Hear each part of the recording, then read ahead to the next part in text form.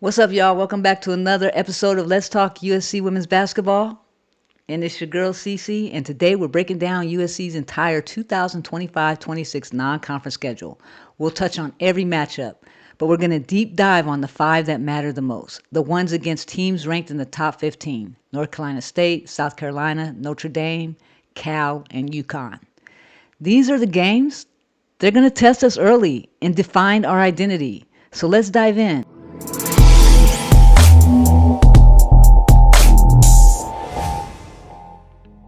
Hey, before we get into the non-conference schedule, I want to go over who I think is going to be our starting five. Starting first with London Jones. I think London Jones will be starting on this team. And some things I want to point out. Here are her stats and why I think our guard rotation is going to be so fire this year. We have shooters and we have people that can take the ball off the bounce. Now, mind you, London is on a little smaller side, so her defensive stats aren't as good as her offensive stats, but her offensive stats are fire, right? Her 3-point rate was 68. 68% of her shots were three-pointers. 68%. That's crazy to me. And she shot 35% from three.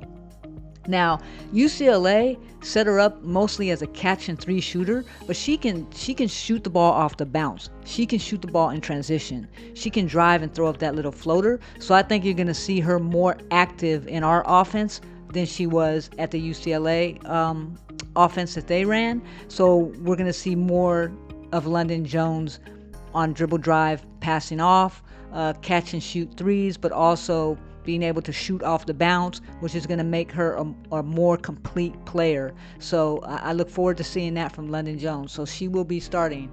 The next person who I think will be starting, of course, is Cara Dunn. And if you look at her stats, she shot 35% from three as well, right? But her three-point percent rate was only 40%, which means she was taking a lot of two-point shots and driving.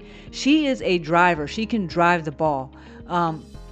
She shot 80% from two, so I can't wait to see her play. If you look at her as far as points per 40 minutes, not points per game, but points per 40 minutes was 19.3. Just tremendous, right? If we look at it points per game, if we take it to points per game, she still averaged 15.5 points per game. She averaged 1.2 assists per game. She averaged 3.4 defensive rebounds per game and 2.5 offensive rebounds per game. 1.3 steals. You guys, she's just a complete player, and you're going to see that she's going to be able to take the ball off the bounce and drive. She's strong. She's big. She's a 5'11 guard, and I just really think people are just have us under the radar because they don't know what they don't know, but people really aren't looking and digging into the stats of the players that we have on our team. Now, she's really good. She's really good, and I think with the guard core that we have, she's just going to fit right in, right? That's why on our offense, you're going to see a lot more faster pace, a lot more movement with the ball, a lot more motion in our offense, a lot more cutting, a lot of back cuts, a lot of pick and rolls. I just think that you're going to see a totally different offense next year. The next person, Jazzy Davidson, I was only able to pull her high school stats because she's not in the CBB analytics site as of yet. But if you look at through her freshman year and senior year, how much she grew as a player.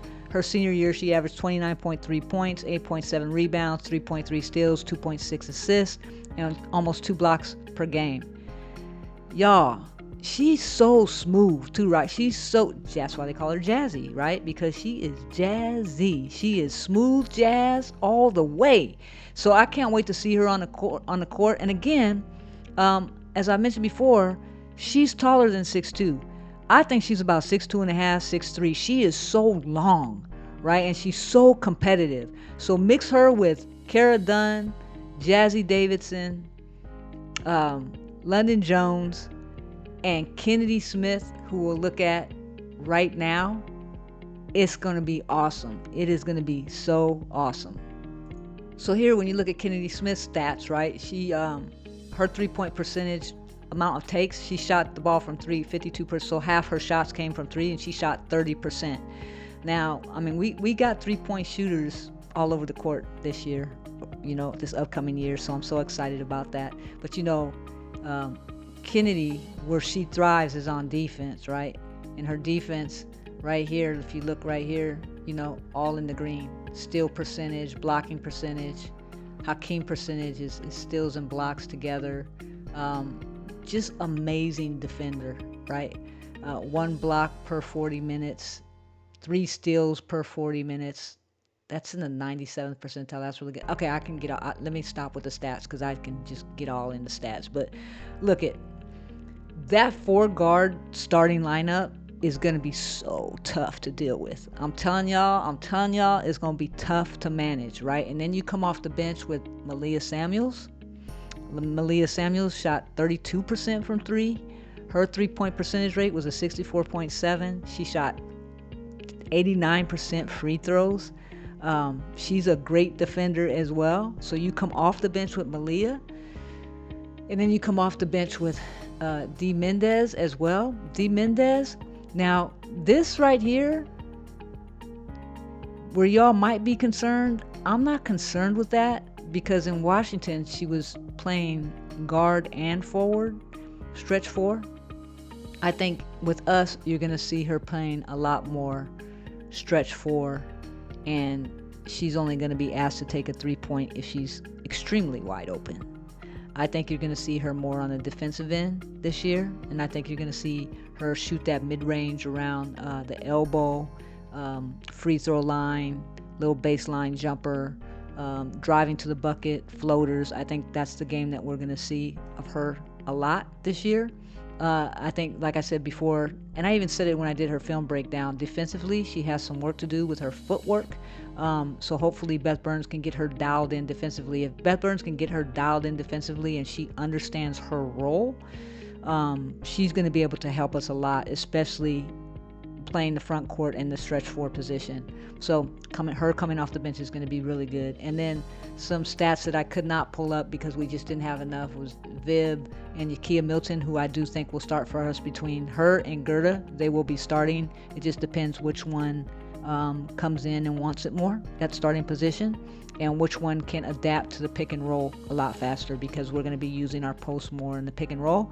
So Gerda is already pick and roll ready. She's just not as tall. She's about 6'3.5", whereas Yakia is 6'4". No, so Yakia's a legit 6'5". So we're going to need Yakia to step it up. And as athletic as she is, she's really going to have to understand rotations, pick and roll game, and so on and so forth. But I will tell you, watching Yakia at practice, and I love Rhea Marshall. Rhea Marshall is my girl. But as far as shot selection and shots, I feel, this is my opinion, that Yakia Milton's shot is more fluid than Rhea was. I mean, she just steps right into her jump shot, shoots it over her head, doesn't hesitate, doesn't think about it, just shoots the ball.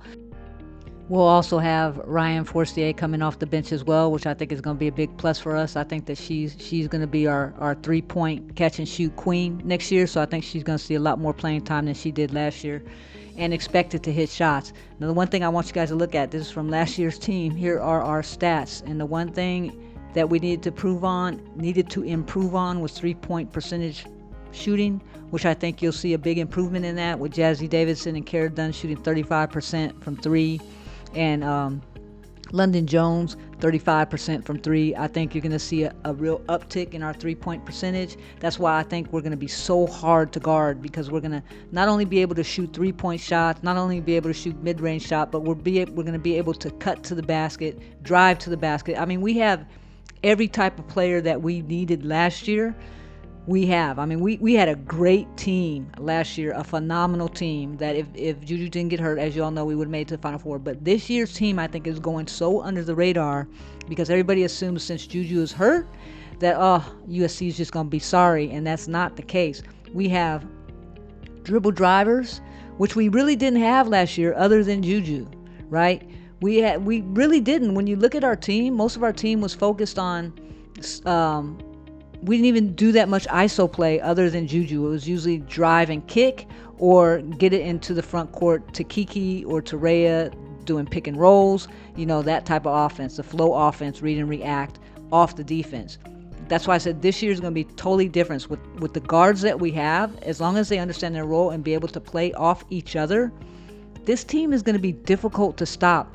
Whether it's the off the ball dribble drive to the basket and kick out to three, whether it's our front court coming out and doing pick and rolls. I mean, it's going to be a different looking team, and I think it's going to be faster, and I think you're going to see an uptick, like I said, in three-point shooting as well as dribble drive to the basket. So that's just on the offensive side of the ball. On the defensive side of the ball, we have players that like to play defense this year. I mean, not that we didn't last year.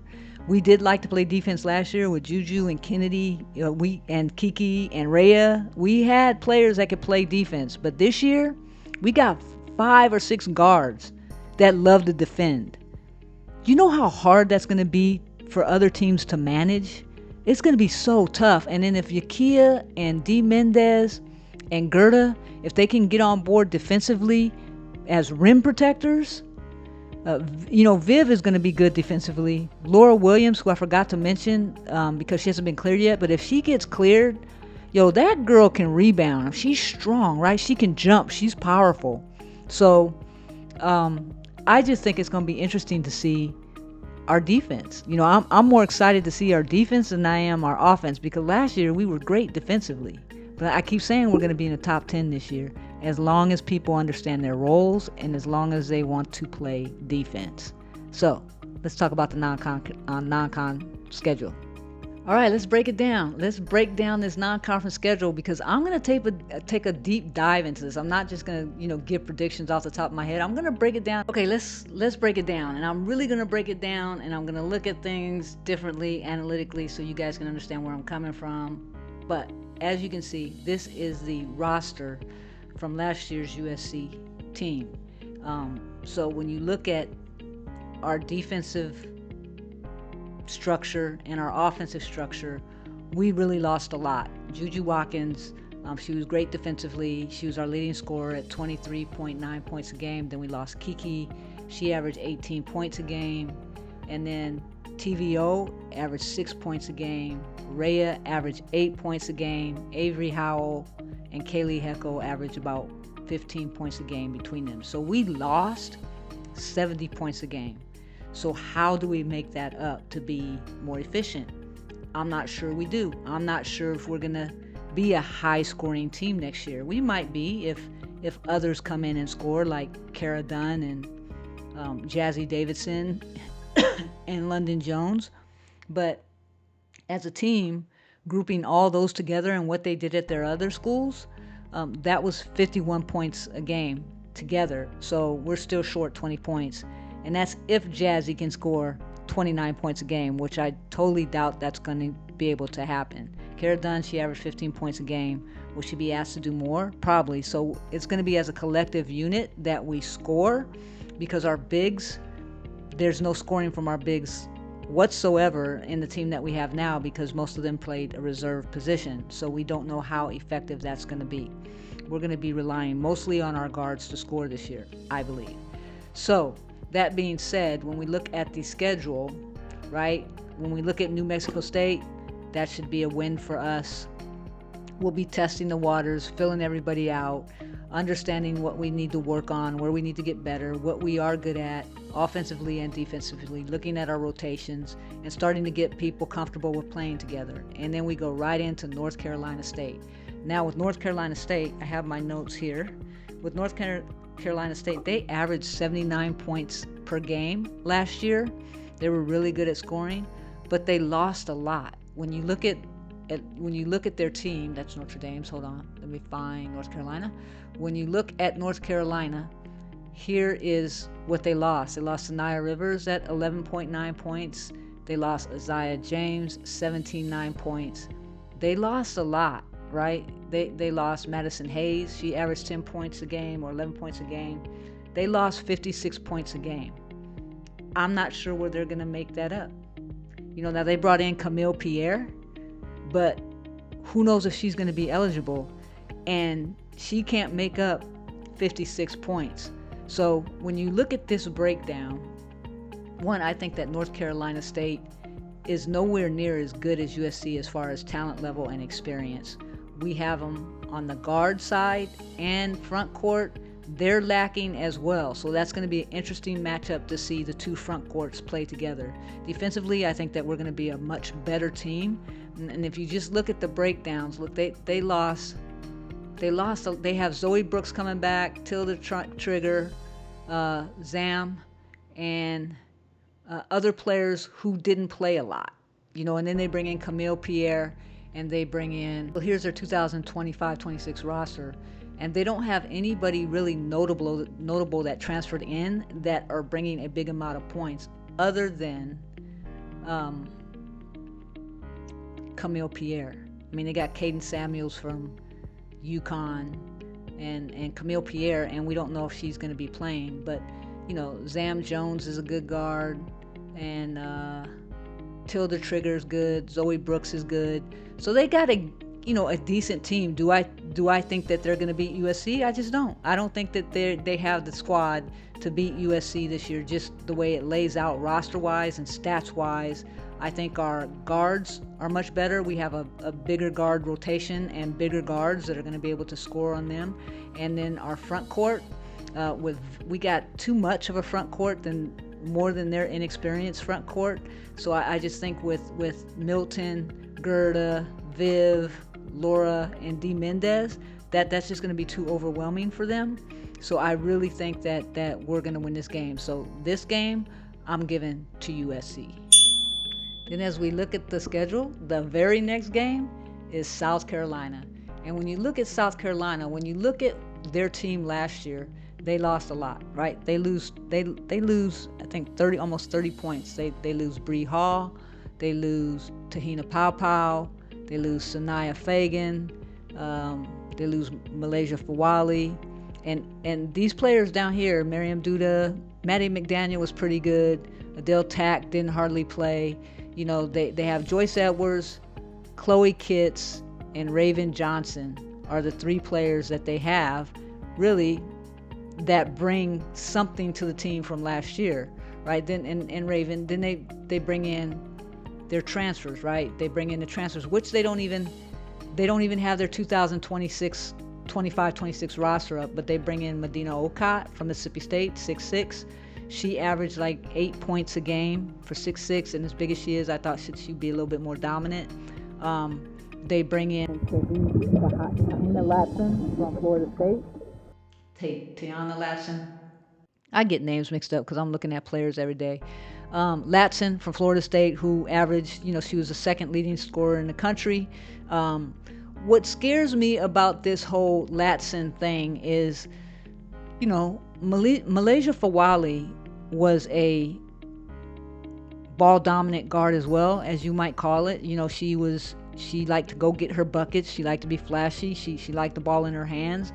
And, the reason why they say Dawn Staley didn't play her was because defensively she needed to be better. Okay, I get that. But still, offensively, she liked to have the ball in her hands and create and score. Now you bring in Latson, who is, ball dominant as well. And South Carolina has never been a ball dominant team. They've always been a front court or an individually ball dominant team. They're inside out. So they like to use their front court, and their back court is mostly for rotation, setting picks, and so on and so forth, or shooting threes. So it's going to be interesting to see with Medina Okot, Chloe Kitts, how this is going to work, because Ashlyn Watkins is no longer there. So what's going to happen with this team? Now, when you look at everything on paper, guard-wise, yeah, they have Raven Johnson, but Raven Johnson, is she going to be on this year as far as offensively? Last year, she was not. She's great defensively. She's a great point guard. She can distribute the ball, but is she going to be able to shoot it? And then you have Tessa Johnson, who comes off the bench. Is she going to start this year? And then you have Latson, who likes the ball in her hand. So is that offense going to change? What's going to happen with this offense? So I'm really curious to see what happens. So guard-wise, I still think that our USC, has the edge because we have so many interchangeable guards that are going to be able to contend with their guard play that I think that we're going to kind of overwhelm South Carolina's guards. And as far as the front court, yes, they do have a stronger front court than us with Chloe Kitts, Medina Okot, I'm really not sold on her. And the reason why I'm not sold on her is because she didn't do anything against USC when we played them in the playoffs, in the NCAA tournament. She couldn't do anything with us. We had her pretty well contained. She sat on the bench a lot, as a matter of fact, because she couldn't do anything against us. So I don't know what Don's going to do with her. So I'm real curious to see how that how that transpires with her in the mix now. So as much as everybody likes to say, no matter what South Carolina comes with, they're going to be good, they're going to be in the mix, they're going to be in the picture. I just think that people aren't giving our USC, the credit that they deserve, and I always say the credit that Lindsay deserves. And I really think that this game is a toss-up. I'm not going to call it, but I think it's a toss-up because there's so many variables in this game that it can go either way. Then next we got Portland. Again, I think South Carolina, these two games here, North Carolina State and South Carolina, is going to help us to look at ourselves deeper and figure out what we need to fix, what we need to change, what we're doing well, what we're not doing well. And I think this Portland game is going to be a game where we implement a lot of the changes that we need to make and fix a lot of the things that we need to fix. I still expect us to win this game, but I think Portland is going to be I'm going to call it a fix-it game. And then we head to Notre Dame. And if you look at Notre Dame's roster from last year, Olivia Miles, gone, 15 points. Sonia Citron, gone, 14 points. Liatu King, gone, 11.5 points. Kate Caval, gone, 5.3. Maddie Westfeld, gone. I mean, Liza Carlin, gone, right? They lost everybody that really contributed to this team. And the only one left from that team that contributed is Cassandra Prosper at 6 points a game and Hannah Hidalgo at 23.8 points a game. When you look at this year's roster, they bring in Vanessa De Jesus, who averaged 3 points a game. They bring in Kelly, Kelly was this young lady right here, Kelly Ragtagon. She was there last year. She was injured. She didn't play. So who knows what she's going to bring. They bring in Michaela Coles, who averaged 3 points a game. They bring in Gisela Sanchez, 6'4", from Kansas State. Didn't play much. Averaged 4.2 points a game. That's only 10 points. They're still a negative 47 points in what they lost. So I honestly, I don't know what Notre Dame is doing or what they're going to do. And as you can see, they only have 11 on their team. You can't expect Hidalgo, who is averaging already 20-something points again, to score 60 points a game. It's just not going to happen. So I don't know what they're going to do. But I think that USC's guard play, once again, is going to outplay this team because I think they're going to be too inexperienced. We have experienced guard play. We just got to get them to mesh together well. And we have guards on our bench that are going to be able to come in. And I think we're just going to overwhelm Hannah Hidalgo. Their front court is very inexperienced. And even though our front court is inexperienced, I think that we have a multitude of better players in our front court that are going to be able to outplay their front court. So honestly, I think USC wins this game, and I think USC wins this game rather easy. Then we move on to Tennessee Tech. I think our reserves are going to get a lot of playing time here, and I think that's going to be good for them. I think, especially in this game, we're going to be able to see Ryan Forestier really get her in the mix and really find her game. I think this is going to be the game right here where Ryan Forestier finds her game. And then Pepperdine, we should win this game easily. St. Mary's, we should win this game easily. And all these games are going to be fix-it games, rotation games, just getting better defensively and understanding what our front court has to work on, especially before we hit conference play. And then the big game, UConn at the Galen Center. This game will be sold out easily. Now, when we look at UConn's roster from last year, they lose Paige Beckers, 20 points a game. They lose Caitlin Chin, 7 points a game. And really, that's it. They lose Caden Samuels. But they bring in, gosh, they're so young. They bring in Sarah Williams, who averaged over 20 points a game from Wisconsin, and they bring in K9, who averaged 7-8 points a game, I don't remember, from USC. So it balances out. This team is so strong, right? I mean, their roster, they have everybody returning except Paige Beckers. I mean, that and Caitlin Chin, that mattered. And they bring in Sarah Williams. I mean, this team, Ashlyn Shade is still there. You know how good she is, and Sarah Strong and Sarah Williams together. And then you come off the bench with Jenna El Alfie. This team, to me, is the best team in the country, right? This team is going to be hard to beat. This team is a formidable team. And, our guard play will be able to match their guard play. I think if we play good defensive, whoever is guarding AZ Fudd has to really keep an eye on her and keep her in check. They don't have a Paige Beckers who can distribute the ball. So that's going to be interesting. Who plays point guard? Is it going to be KK Arnold? Is it going to be K9? Who's going to play that point guard position?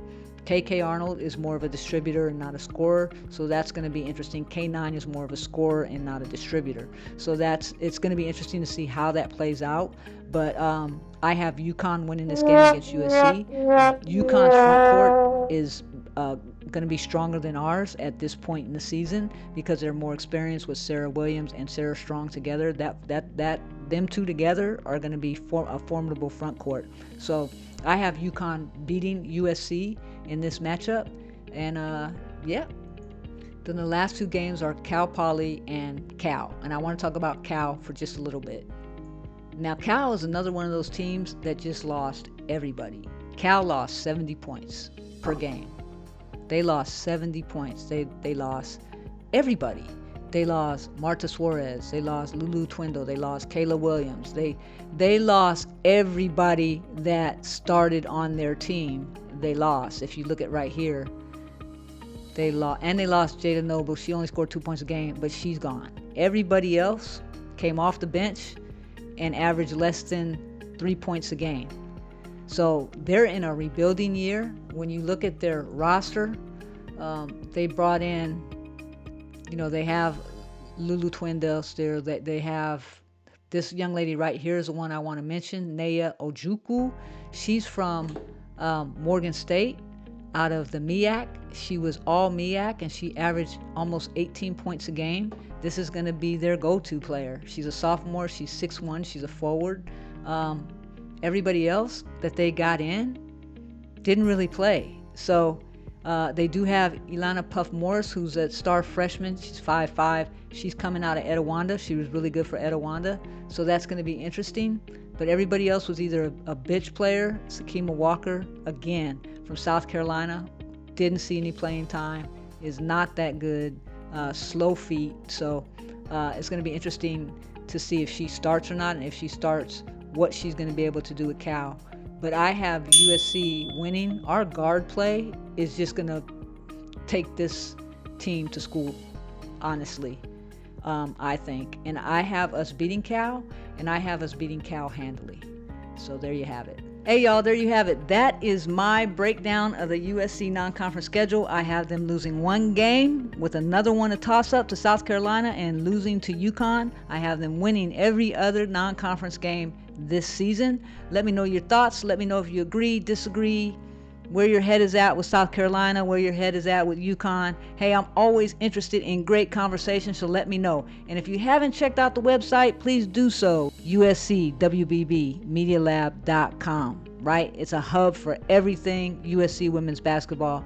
Everything that I do is on there. So, hey, check it out. Subscribe to the newsletter, and you'll be in the know all the time. And until we meet again, until you see this face in your TV screen or your mobile screen or your laptop screen, hey, stay humble and fight on.